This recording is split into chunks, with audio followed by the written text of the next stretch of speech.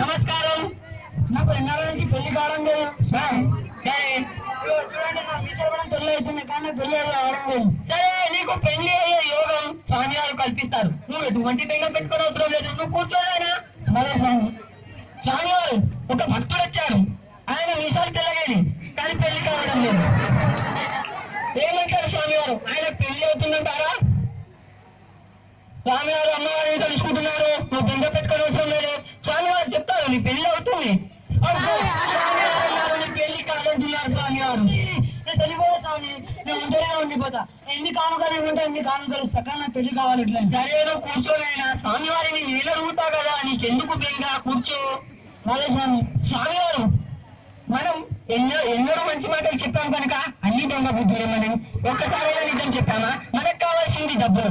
అందుకే ఏదో ఒకటి అబద్ధం చెప్పేస్తే ఆయన వెళ్ళిపోతారు, మనం మన ఇంటికి పోతాం. స్వామివారు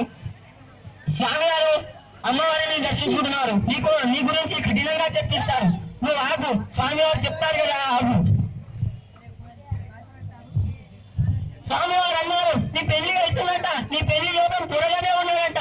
నువ్వు 50,000 కానుకలు వెళ్ళి 50 రోజులు అద్భుతమైన సంబంధం వస్తుంది నాయన.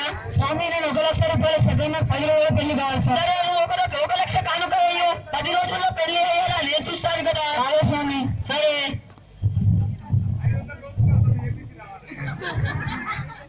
స్వామివారికి దగ్గరికి ఎవరైనా రావచ్చు, ఎటువంటి కోరికలైనా తీర్చుకోవచ్చు. స్వామి బయట ఒక స్త్రీ వేచి ఉన్నది. కొన్నాళ్ళుగా తన భర్త కనిపించడం లేదంట. సరే నాయన నువ్వు ఆగు. అడుగుతా స్వామి గారు ఒక స్త్రీ బయట వేచి ఉన్నదంట ఆమె భర్త కొన్ని రోజుల నుంచి కనబడడం లేదంట ఆమెను లోపలికి రమ్మంటారా స్వామి గారు అన్నారు ఆమెను లోపలికి రమ్మన్నారు